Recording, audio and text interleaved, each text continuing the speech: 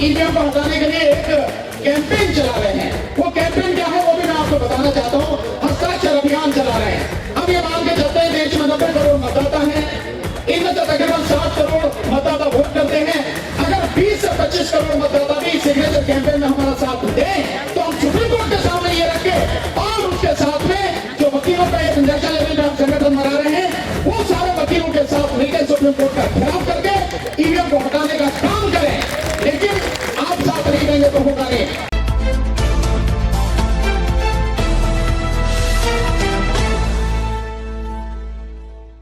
एक वकील होने के नाते मैं देखता हूं सरकार कई काम करती है, कानून बनाती है और कानून लोगों की भलाई के लिए कम होते हैं। लोगों की जुबान कैसे बंद की जाए और उन्हें दंडित कैसे किया जाए इस बात के कानून ज्यादा होते हैं। और जितने कानून होते हैं उससे कहीं ज्यादा ये चीज सरकार अमल में लाती है कि कोई भी बोलेगा तो उसे आप एनएसए में बंद कर दो, यूएपीए में बंद कर दो, छोटे मुकदमे लगा दो। या इसको ऐसे भी कह सकते हैं कि कोई व्यक्ति अपराध कर दे तो उसको सजा के प्रावधान उसके लिए कानून तो बनाया जाता है, लेकिन इंसान आपराधिक प्रवृत्ति का हो ही नहीं, उसके अंदर अपराध बोध जगे ही नहीं।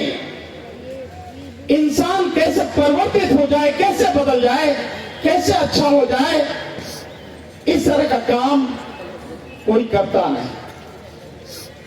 और आप चाहे जितने कानून बना लीजिए, चाहे जैसे कानून बना लीजिए, इन कानूनों को तोड़ने वाले, इनका गलत इस्तेमाल करने वाले लोगों की कभी कोई कमी होगी नहीं। अगर किसी चीज की जरूरत है इंसान को बदला जाए, यही काम कोई नहीं करता। लेकिन यह काम इस धरती पर तथागत बुद्ध ने किया, हमारे संतों और महापुरुषों ने किया। और वाकई में अगर दुनिया में एक स्थायी परिवर्तन चाहिए, एक बदलाव चाहिए, कुछ अच्छा हो, ऐसा कुछ चाहिए, तो बुद्ध के रास्ते के अलावा दूसरा कोई रास्ता इस धरती पर है नहीं। केवल बुद्ध का रास्ता है जो इंसान को उन सारे अवगुणों से, उन सारी कमजोरियों से, सारे दुर्गुणों से दूर कर देता है। केवल वो बुद्ध का रास्ता है। और क्या है बुद्ध का रास्ता? बहुत छोटे से में अगर समझे तो, हालांकि तथागत बुद्ध से जब एक बार एक बुजुर्ग महिला उन्होंने पूछा कि धर्म हमें तो बड़ी बड़ी बातें समझ में नहीं आती, थोड़े से शब्दों में समझा दो, तो यहां बताया भी था, पहले वो बातें बोली भी थी जिस समय त्रिशंकु पंचशील हो रहा था।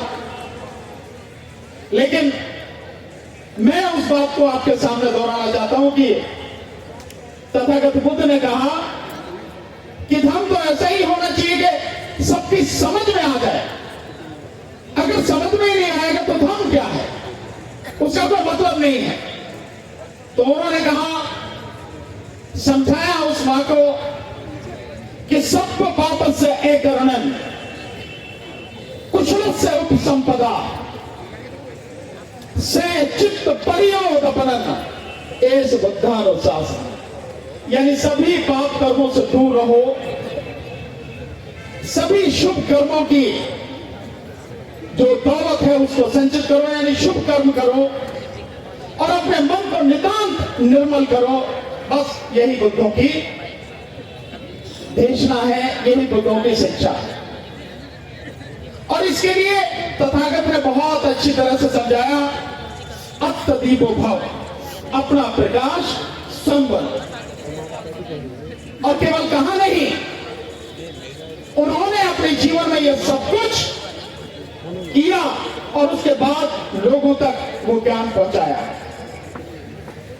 बाबा साहब डॉक्टर अंबेडकर 1956 में हमें वो रास्ता बताकर गए थे। अपने अंदर झांक कर देखो ईमानदारी से, क्या हम उनके रास्ते पर चले? अगर उनके रास्ते पर चलते तो आज जो चीजें हमारे सामने आ रही हैं कभी नहीं आती। और अब तो आपके पास में बहुत ज्यादा समय भी बचा नहीं है। अगर आज से भी ये तय कर लो कि न केवल मैं तथागत के बताए रास्ते पर चलूंगा, बाबा साहब का सच्चा अनुयायी बनूंगा, बल्कि अपने परिवार और लोगों को भी जहां तक भी हो सकता है इस ज्ञान को शिक्षा को तक पहुंचाऊंगा, तो भी शायद कुछ बच सकता है। एक ही साल का समय है आपके पास में लोकसभा चुनाव के बाद में। मैं ये बात इसलिए कह पा रहा हूं कि पूज्य भंते जी ने यहां पर वोट की बात कही है, हालांकि नोट की भी बात कही है, और आदरणीय भंते सुमित रत्न जी ने तो 1 रुपए से 10 रुपए तक कही, जिसे आगे चल के 100 कर दिया, और पूज्य भंते जी ने 1000 रुपए कर दिए। दान तो दो, इसमें तो कोई बात नहीं, चाहे 1000 हो या 10 हो। तो मैं वोट की बात हुई थी इसलिए बात कह रहा हूं कि अगर 2024 के लोकसभा चुनाव में, और इसलिए भी कहने की बात कर रहा हूं कि बाबा साहब डॉक्टर अम्बेडकर ने कहा था राजनीतिक शक्ति हर ताले की चाबी है।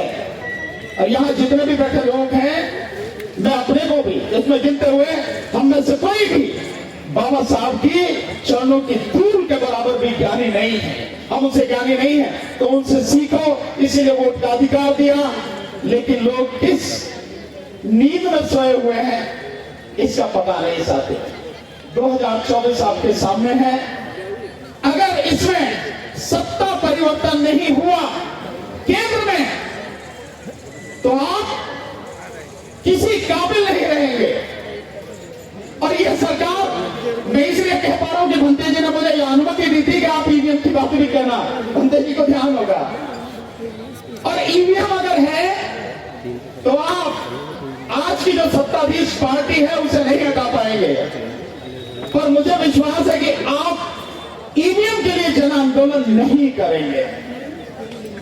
मैं हर वक्त से बता रहा हूं, आपके प्रोग्राम में लखनऊ में जब आपने बुलाया था 3000 जो हम ईवीएम को हटाने के लिए एक कैंपेन चला रहे हैं, वो कैंपेन क्या है वो भी मैं आपको बताना चाहता हूं। हस्ताक्षर अभियान चला रहे हैं। हम ये मान के चलते हैं देश में 90 करोड़ मतदाता हैं, इनमें से तकरीबन 60 करोड़ मतदाता वोट करते हैं। अगर 20 से 25 करोड़ मतदाता भी सिग्नेचर कैंपेन में हमारा साथ दें तो हम सुप्रीम कोर्ट के सामने ये रखे, और उसके साथ में जो वकीलों का एक नेशनल लेवल पर हम संगठन बना रहे हैं, वो सारे वकीलों के साथ मिलकर सुप्रीम कोर्ट का घेराव करके ईवीएम को हटाने का काम करें। लेकिन आप साथ नहीं देंगे तो होगा नहीं, और साथ आपने दिया नहीं। मैंने 3000 फॉर्म बांटे थे लखनऊ में, एक भी फॉर्म वापस नहीं आया, किसी ने अपना भी सिग्नेचर करके मुझे भेजा नहीं। इलाहाबाद में था ऐसे ही, वहां बेटा 3 मीटिंग कानपुर में करी, एक व्यक्ति का फॉर्म वहां से नहीं आया जिन्होंने कम से कम 4000 फॉर्म लिए। आपके महाराष्ट्र में रेलवे में मुझे बुलाया गया था, रेलवे वालों ने 14 अप्रैल का प्रोग्राम किया था, 4000 फॉर्म महाराष्ट्र में दे गया, सारे के सारे बस घर में रखे कार के, मुझे पता नहीं एक फॉर्म नहीं आया। लगातार कोशिश कर रहे हैं इस आंदोलन को बड़ा करने की, और लिख के दे रहा हूं जन आंदोलन के रूप में अगर बदलेगा नहीं, ऐसे आंदोलन भी किसी काम आएंगे नहीं। हालांकि ऐसे आंदोलन की बहुत जरूरत है, पर फिर भी जन आंदोलन की जरूरत है, वो होना चाहिए, हो नहीं रहा साथियों। रही हमारी बात, हम तो जितना भी जैसा भी लड़ सकते हैं लड़ेंगे, ये हमारी जिम्मेदारी है। अगर आज यहाँ है तो वो केवल और केवल बाबा साहब डॉक्टर अम्बेडकर की बदौलत। दूसरा, इस धरती पर मुझे नहीं लगता कि कोई ऐसा हुआ जिसने इतनी बड़ी संख्या को जीना सिखा दिया, बोलना सिखा दिया। और आज भी लोग बाबा साहब के अनुयायी होते हुए डरते हैं। किस बात का डर है आपको? तो क्या कर लेगा आपका? मैं तो खुल के बोलता हूं, आप सब लोग सुनते तो हो नहीं, सुनते हो या नहीं सुनते मुझे? बावजूद उसके भी डरते हो। मेरा तो कोई बाल बाल का घर नहीं पाया, आपका कोई क्या बिगाड़ लेगा? हम लोग खड़े हैं ना आपके साथ में। तो साथियों, जन आंदोलन की तैयारी करो, और सत्ता का परिवर्तन जरूरी है। अगर ये नहीं हुआ तो सारी चीजें धराशायी हो जाएंगी। हम लोगों को इन सारी चीजों को समझ के आगे काम करना पड़ेगा। समय हो चुका है, और भी साथी बोलने वाले हैं, क्योंकि बात समझाने के लिए बहुत समय चाहिए, कम से कम आधा से 1 घंटा, उसके बिना बात नहीं समझाई जा सकती।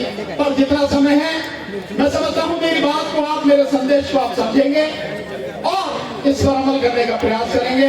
आपने, खत्री जी ने मुझे बुलाया, आप सबने सुना, सम्मान दिया, मंच पर बुलाया, बोलने का मौका दिया, बहुत बहुत शुक्रिया। नमो बुद्धाय, जय भीम। अगर आप चाहते हैं गरीब हर वंचित इंसान की आवाज आप तक पहुंचे तो हमारे चैनल को सब्सक्राइब करें और बेल आइकन का बटन दबाना ना भूलें। देखते रहिए बहुजन न्यूज।